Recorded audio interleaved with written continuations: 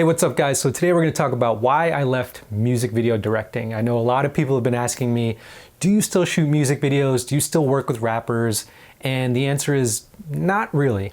And so I'm going to tell you why I kind of left the game and what I've been doing since then. So basically, I started shooting horror movies with my friends in the 90s when we had sort of these big VHS camcorders, and I would steal my dad's VHS camcorder and shoot these horror films with my friends. And that was sort of like my film school. I didn't know what I was doing. We were into, like Terminator, RoboCop. I remember my first movie in the movie theater that my older cousin snuck me into was Die Hard. And that blew my mind, watching Die Hard, and then Aliens, watching that, renting it from Blockbuster and watching it on my 13-inch, TV in my room.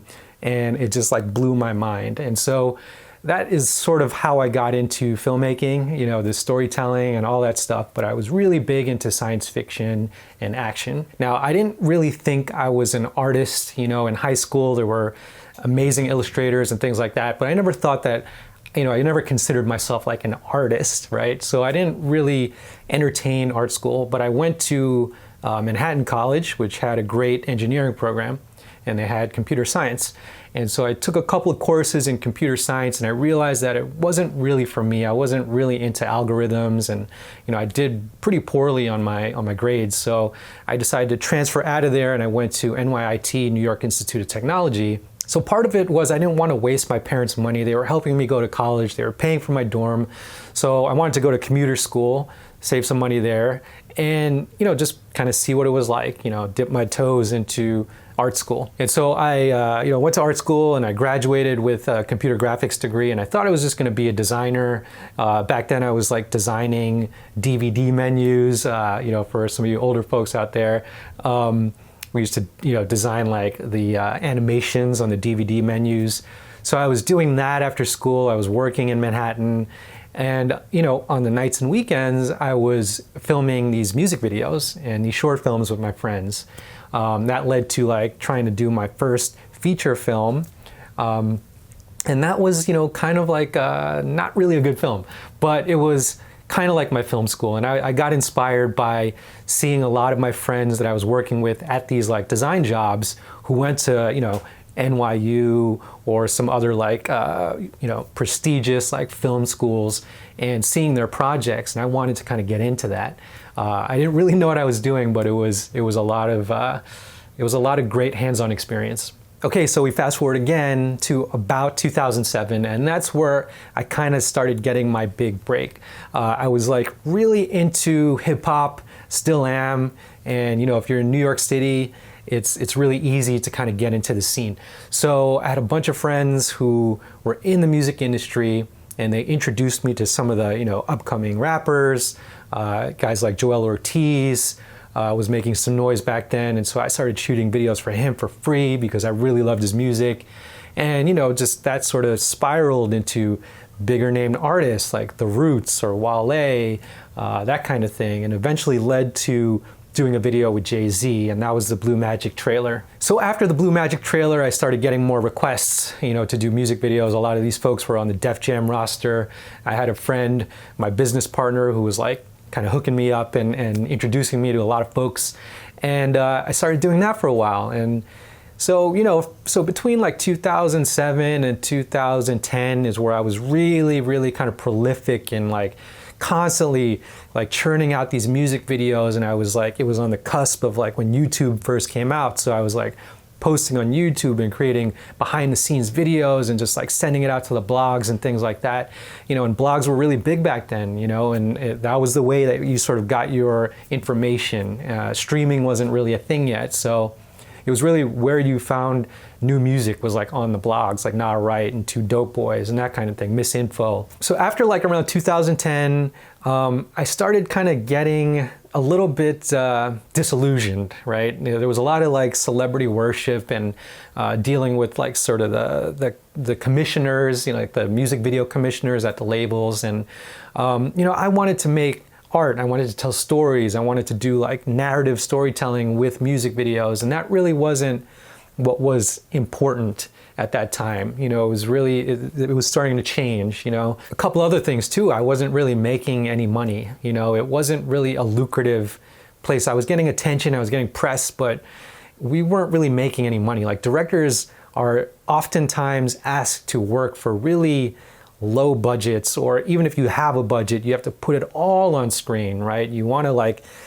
top what you did last time, and it's so competitive, and so you're almost forced to like sacrifice a lot of your fees and things like that, because, you know, in the name of like celebrity worship. And sometimes that's great, but sometimes you could also get sucked into it and sort of be known as the person who like just does things for free or cheap. And that's where I started to feel like my identity was kind of getting torn apart, because that's not who I really wanted to be. So after a while I was like, what am I doing? Like, this is not what I want to be doing for the rest of my life. You know, I started filming, you know, shooting, you know, music videos on the side for friends, and some like YouTube like personalities and stuff. And that was really fun, but it wasn't like something that I could really make a living off of. So I started to think about like, okay, I think I got to get a job now. And, you know, back then it was like, I was really like sort of like, oh man, this was my one shot at being an entrepreneur, and like, I blew it. Like, you know, if I just paid attention, if I had more business sense, I could really,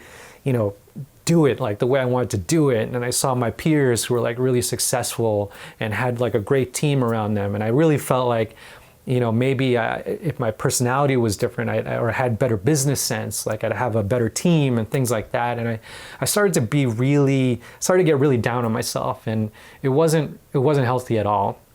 You know, I started making like really bad decisions, and I was like, my attitude wasn't good. I was like lashing out at people, at my family, and it just wasn't sustainable. It was not where I wanted to be. So I knew that I had to kind of like start over again, right? And to start over again meant that I had to get a job. And so I got a job, you know, and that ended up being the senior video editor at Pop Sugar. And if you know what Pop Sugar is, it's a digital media publishing company that deals with like women's fashion and beauty and things like that. And sort of like not really where I imagined I'd want to be, but it was an opportunity that I thought, you know, well, it's within video, and it's something that I can like sort of just have something stable, right, while I still figure out what I wanted to do. So I did that. I eventually ended up getting recruited to Complex Media, which was great.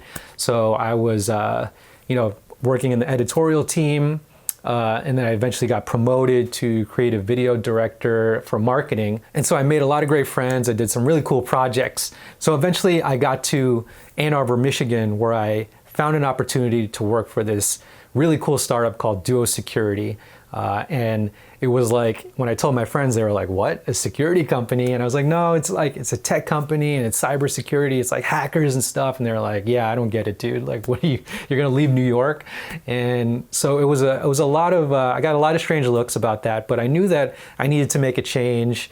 And maybe I'll go into that further in another video, like why I left New York City. But you know, I came out here and just like kind of started over again. Like, no one really knew who I was, but you know, it didn't matter, because it was like I wanted to kind of like find myself in a new industry. And so that's what happened, and it was great, you know. And I started to like kind of build up my, you know, personal savings, had more opportunities, being, you know, not having to like hustle, you know, different videos and different jobs like that, you know, and freelance and things like that. And so it was a great opportunity. You know, I was able to kind of like focus on some of the projects that I was passionate about, while still having like a cool, stable gig, but also having the time and the freedom to like work on my blog, work on RunPlayBack, and, you know, do review videos and experiment with like different techniques and different technologies.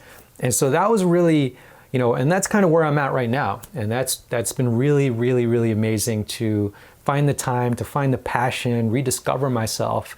And, you know, I can't even imagine what I would be doing if I was still trying to like make money off music videos, or like make a career off music videos. And, you know, not to knock it, because I have a lot of friends who are still doing it, are really, really successful, and have gone on to do amazing things, but it just wasn't for me. And I felt like I was kind of lying to myself if I really just like tried to be this thing that I didn't want to be. You know, I got into filmmaking and video because I wanted to make movies. I wanted to make the stuff that inspired me as a kid. Like Aliens is my all-time favorite movie, and I wanted to make stuff like that. And I thought that, you know, maybe this was a step, like doing music videos and doing hip hop. And, you know, it was a great opportunity, but it just, you know, I needed something different. And, you know, I'm still on that journey, trying to discover what I'm trying to say as a director. I've done pretty much like everything from documentaries, narrative features, you know, different genres, doing a lot more sci-fi these days, but I'm still trying to figure out what that is. But, you know, it's cool. You know, it's still a long journey, and I'm really satisfied. I'm happy with myself. I can support my family, and I could, you know, work with really amazing people outside of entertainment, because tech is really just amazing, you know, and when you're in like the startup culture out here in Michigan, in Ann Arbor, and Detroit, it's really dope to see, you know, to be surrounded by so many amazing technical folks and technology folks, but they're all really creative, and it's a dope scene. At the end of the day, I encourage you to, you know, take a step outside of your comfort zone. And if it means having to relocate, if there's a better opportunity on the horizon, you know, go for it, because you never know if you don't try. So guys, if you stuck through this whole rant, please hit the subscribe button. Please hit the like button. Please. I want to kind of share more of these like experiences with you guys. And you know, a lot of people have been asking me like, what do you do? Like, what exactly do you do? They look at my Instagram and they're not really sure, you know, am I still doing music videos? Am I doing something else? I'm kind of doing a lot of different things, and the freedom to do that is really interesting. And it didn't happen overnight. It took a long time of self-discovery. So if you have any questions or comments, hit the blog runplayback.com or leave a message in the comments. Peace.